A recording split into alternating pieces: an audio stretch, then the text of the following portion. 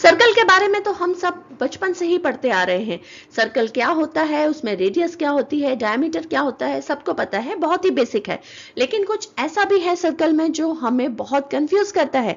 Circle के angles और angle से रिलेटेड थ्योरम्स। आज हम इन्हीं चीजों को समझेंगे बहुत ही आसान लैंग्वेज में। ये वीडियो है ग्रेड 6 to 9 के लिए, तो वीडियो को एंड तक जरूर देखिएगा। कोई भी डाउट है तो आप मुझे कमेंट सेक्शन में पूछ सकते हैं। Hello everyone, this is Shalini and you are watching math is fun with Shalini. आगे जाने से पहले अगर चैनल को सब्सक्राइब नहीं किया है तो प्लीज सब्सक्राइब करके बेल आइकन को हिट कर दीजिए।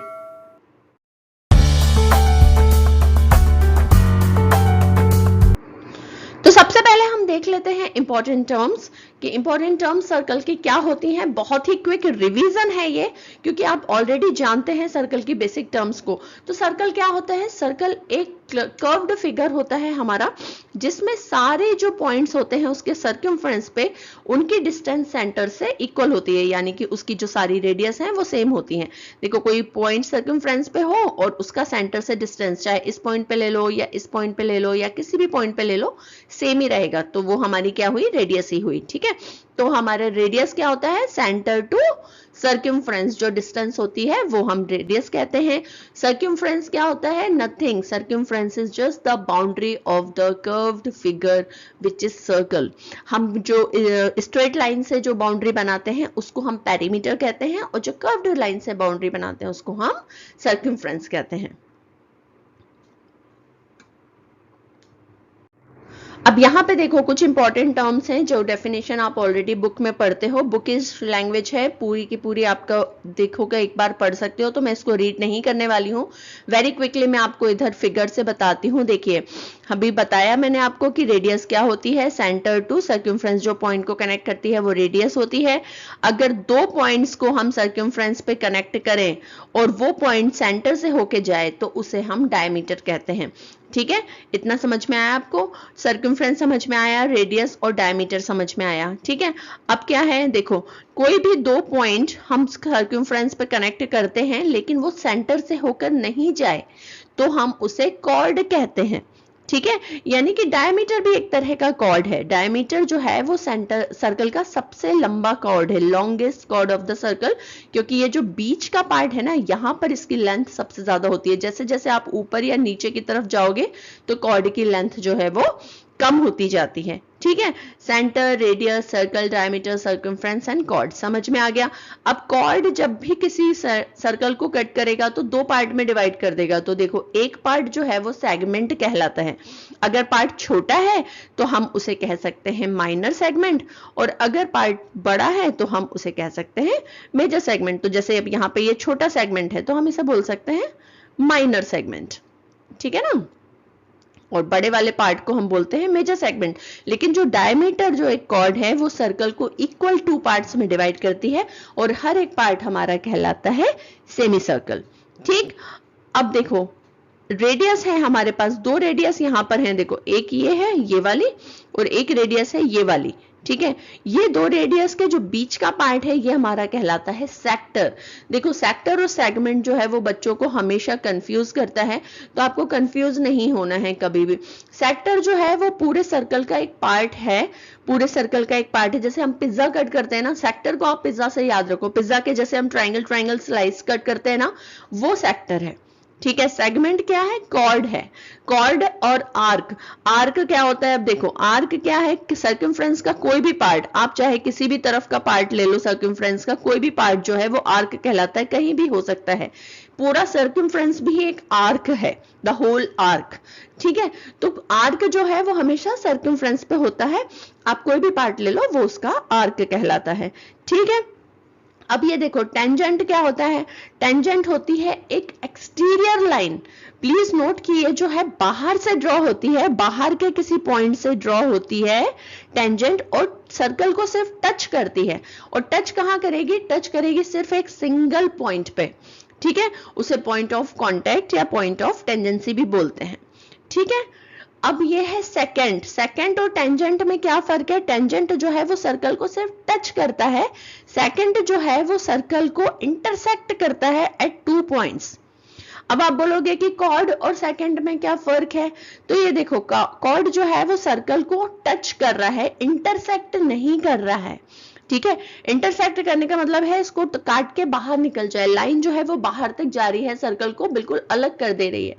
कॉर्ड सर्कल के सर्कमफ्रेंस को टच करती है एंड सेकंड जो है वो सर्कल को इंटरसेक्ट करता है at two distinct points.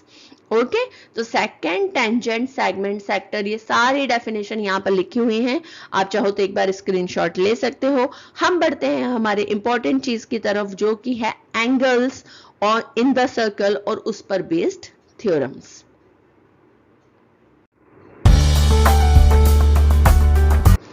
So first theorem हमारी ये कहती है कि the perpendicular drawn from the centre to chord makes an angle of 90 degree and divides the chord in 2 equal parts. इसका मतलब है कि यहां से सेंटर से ये कॉर्ड है, देखो ए बी जो है वो एक कॉर्ड है, ठीक है, यहां पर आप देख सकते हो कि ए बी एक कॉर्ड है। इस कॉर्ड पर हम सेंटर से कोई परपेंडिकुलर ड्रॉ कर रहे हैं तो वो एंगल 90 डिग्री होगा। जब भी हम परपेंडिकुलर बनाते हैं तो वो 90 डिग्री एंगल होता है।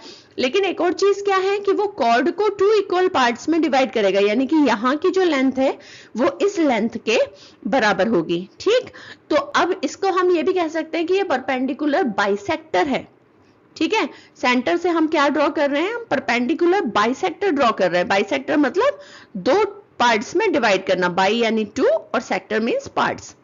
तो 2 पार्ट्स में इसको सर्कल कॉर्ड को 2 पार्ट्स में डिवाइड कर रहा है, इसीलिए हम उसे परपेंडिकुलर बाइसेक्टर कहते हैं।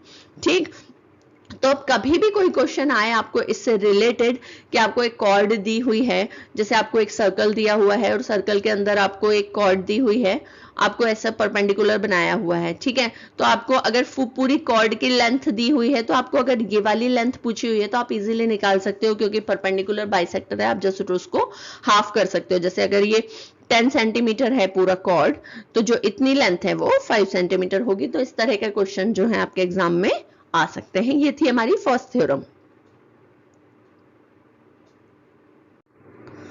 सेकेंड थ्योरम हमारी क्या है, the angle made on the circumference by the ends of the diameter is always 90 degree. ये जो सर्कमफ्रेंस में हमारा एंगल बन रहा है by the ends of the diameter, ये है हमारे डायमीटर के एंड्स, ये बना रहे हैं एंगल यहाँ पे, तो ये वाला जो एंगल है ये 90 डिग्री होगा ऑलवेज। ठीक है, तो अब अगर ये देखो इस तरह से है, और ये थ्योरम सिर्फ ट्रू है डायमीटर के साथ ही, मतलब ऐसा नहीं है कि आप कहीं पर भी कोई कॉर्ड बना दो और फिर वहां से एक एंगल ऐसे बना दो और फिर आप बोलो कि नहीं यहाँ पे ऐसे एंगल ड्रॉ कर दिया और ये एंगल जो है वो 90 डिग्री हो जाएगा, तो ऐसा नहीं होगा। डायमीटर के एंड्स से जो सर्कमफ्रेंस पे एंगल बन रहा है उसकी मेजरमेंट हमेशा हमेशा 90 डिग्री रहेगी। तो फॉर एग्जांपल अगर मेरे पास एक सर्कल है और मैं इसमें एक डायमीटर ड्रॉ करके और यहां पर आपको पूछूं, फॉर एग्जांपल मैं यहां पर आपको पूछूं कि ये वाला जो है 30 डिग्री है और ये वाला x है, तो x की लेंथ निकालो, तो हम निकाल सकते हैं क्योंकि ये हमको पता है कि 90 डिग्री रहेगा, तो 90 प्लस 30 120, और हम 180 में से 120 माइनस कर देंगे क्योंकि जो ट्राइंगल के तीनों एंगल की साइड होती है, साइड का तीनों एंगल का टोटल होता है वो 180 होता है, तो 180 माइनस 20 इज 60। ठीक है, तो हमारा x की मेजरमेंट कितनी आ जाएगी, 60 डिग्री आ जाएगी। ठीक है, तो इस तरह के क्वेश्चंस भी हमारे एग्जाम्स में जो है हमको आ सकते हैं। तो थ्योरम्स जो है वो बहुत इंपॉर्टेंट है, आपको पता होने चाहिए, प्रॉपर्टीज हैं, आपको ये प्रॉपर्टीज मालूम होनी चाहिए। हमारी थर्ड थ्योरम है the angle formed between the point of contact of tangent. Point of contact कौन सा है टेंजेंट का, ये वाला, यहाँ पे टेंजेंट टच कर रहा है सर्कल को, एंड रेडियस, रेडियस और इसके साथ जो हमारा बन रहा है ये वाला एंगल, ये हमेशा 90 डिग्री होगा। ठीक है, तो अगर आपको कभी इस तरह का फिगर दिया हुआ है टेंजेंट के साथ ट्राइंगल जैसा बनाकर दिया हुआ है, ट्राइंगल जैसा बना के दिया हुआ है और आपको ये वाला एंगल दिया हुआ है और ये वाला एंगल आपसे पूछा गया, तो आप डेफिनेटली इसको जो है सॉल्व कर सकते हो। ठीक है, आप आराम से इसको, क्योंकि आपको पता है कि ये 90 डिग्री होता है। ठीक, तो आप टेंजेंट और रेडियस के बीच में जो एंगल बन रहा है सर्कमफ्रेंस पे, वो है हमारा 90 डिग्री। हमारी फोर्थ थ्योरम है the opposite angle of cyclic quadrilateral are supplementary. Cyclic quadrilateral means जो इसके सर्कल के अंदर बनता है, सर्कल के अंदर जो क्वाड्रिलेटरल बनता है उसको हम बोलते हैं साइक्लिक क्वाड्रिलेटरल। तो फॉर एग्जांपल अगर ये क्वाड्रिलेटरल का हम नाम दे दें ए बी सी डी, तो इसके जो साइक्लिक क्वाड्रिलेटरल के जो ऑपोजिट एंगल्स हैं यानी कि एंगल ए और एंगल सी, इनका जो टोटल रहेगा वो रहेगा हमारा 180 डिग्री। सप्लीमेंट्री यानी कि 180 डिग्री। सप्लीमेंट्री वर्ड का मीनिंग क्या होता है कि टोटल जो है एंगल्स का वो 180 डिग्री रहेगा। सिमिलरली हमारे एंगल बी और एंगल डी का जो टोटल है वो भी 180 डिग्री ही रहेगा। तो अगर आपको एक एंगल दिया हुआ है, फॉर एग्जांपल अगर आपको एक एंगल दिया हुआ है 70 डिग्री, तो आप दूसरा एंगल निकाल सकते हो 180 माइनस 70 इज 110 डिग्री। ठीक है, तो इजी है। तो सारी थ्योरम्स जो हैं वो बहुत इजी हैं, सिर्फ आपको पता होनी चाहिए, बाकी इसमें कंफ्यूज होने जैसा कुछ भी नहीं है। सारे एंगल जो हैं वो अभी मैंने जो थ्योरम्स ली हैं उसमें सारे इंटीरियर एंगल्स ही लिए हैं, मैंने सर्कल के बाहर एक्सटीरियर एंगल्स वाली थ्योरम नहीं ली है। उसके लिए हम इसका सर्कल का सेकंड पार्ट बनाएंगे। सारी थ्योरम्स को मैंने बहुत ही इजी लैंग्वेज में और अपनी खुद के लैंग्वेज में, ये बुकिश लैंग्वेज नहीं है, अपनी खुद की लैंग्वेज में यहाँ पर लिखने की कोशिश की है ताकि आप जो है इजीली इसको समझ सको। फिफ्थ और लास्ट थ्योरम हमने इसमें ली है कि if two angles are formed on the same arc. अब टू एंगल्स कौन कौन से बन रहे हैं, देखो एक तो ये वाला बन रहा है और एक ये वाला बन रहा है। सबसे पहले नाम दे देते हैं, देखो ए बी सी और ये है हमारा सेंटर ओ।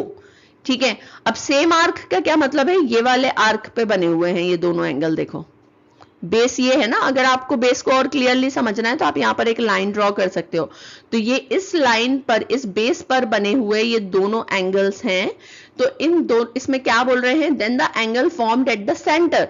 जो सेंटर पे एंगल फॉर्म होता है वो सर्कमफ्रेंस पे फॉर्म होने वाले एंगल का डबल होता है। इसका मतलब अगर इस एंगल की मेजरमेंट 120 डिग्री है तो ए की मेजरमेंट 60 डिग्री होगी। सेंटर पे जो एंगल फॉर्म होगा वो सर्कमफ्रेंस पे बनने वाले एंगल का डबल होगा, ऐसा हमको इस थ्योरम में बोल रहे हैं। ठीक है, तो हमारा फर्स्ट क्वेश्चन है find the measurement of angle be in the given figure. अब देखो यहां पर जो है हमको एंगल सी की मेजरमेंट दी हुई है 126 degree. Angle B C D जो है वो हमको दिया हुआ है 126 डिग्री। और एंगल ए डी, हमको एंगल डी दिया हुआ है, एंगल डी दिया हुआ है हमको 33 डिग्री। ठीक है, हमको निकालना है एंगल बी, ये हमको नहीं पता। अब ये अगर 126 डिग्री है तो एंगल ए कितना होगा, 126/2, क्योंकि हमने क्या पढ़ा लास्ट थ्योरम में कि वो इसका हाफ होता है।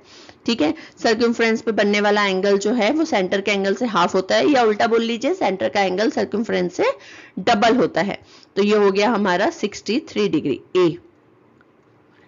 ठीक, अब ये 63 हो गया, ये 33 हो गया, तो ये वाला एंगल क्या होगा, ये वाला एंगल क्या होगा, हमको ये क्या है हमारे पास। आप ए बी सी डी एक क्वाड्रिलेटरल है, ए बी सी डी एक क्वाड्रिलेटरल है। ठीक है, और क्वाड्रिलेटरल में क्या होती है, टोटल साइड्स जो होती है हमारी, टोटल लेंथ कितनी, टोटल एंगल की टोटल मेजरमेंट कितनी होती है, 360 डिग्री होती है। ठीक है, चारों एंगल की measurement 360 degree. One angle, second angle हमें पता है। एंगल सी कैसे निकालेंगे, किसी को कोई आइडिया है। आप देखो सर्कल का जो पूरा टोटल होता है एंगल का वो होता है 360 डिग्री। ये जो पूरा सर्कल बनता है 360 डिग्री। अब 360 में से अगर हम 126 माइनस कर देंगे तो हमें ये बाहर वाला ये वाला एंगल मिल जाएगा। ठीक है, हमारे पास हो जाएगा 4, 5 - 2 3 एंड 3 - 1 2, 234 डिग्री ये वाला हमारे पास एंगल हो जाएगा। अब एंगल बी कैसे निकाल लेंगे, 360 डिग्री में से हम माइनस कर देंगे 63 + 33 + 234। ठीक है, तो पहले हम इनको ऐड कर लेते हैं। 360 - 4 + 3 7 + 3 10, 1 6 + 3 9 + 3 12 + 1 13, 3 carry forward 1, 2 + 1 3, 360 minus 330 is 30 degree and 30 degree angle is angle B. तो हमारे पास एंगल बी की मेजरमेंट कितनी हो गई है? 30 डिग्री। तो जो हमारी बेसिक प्रॉपर्टीज हम पहले पढ़ चुके हैं ट्रायंगल और क्वाड्रिलेटरल की हमारी ग्रेड 6 में, वही हमें काम आती हैं आगे की क्लासेस में। तो जब हम आगे की क्लासेस में जाते हैं तो हमें पिछला भूलना नहीं है।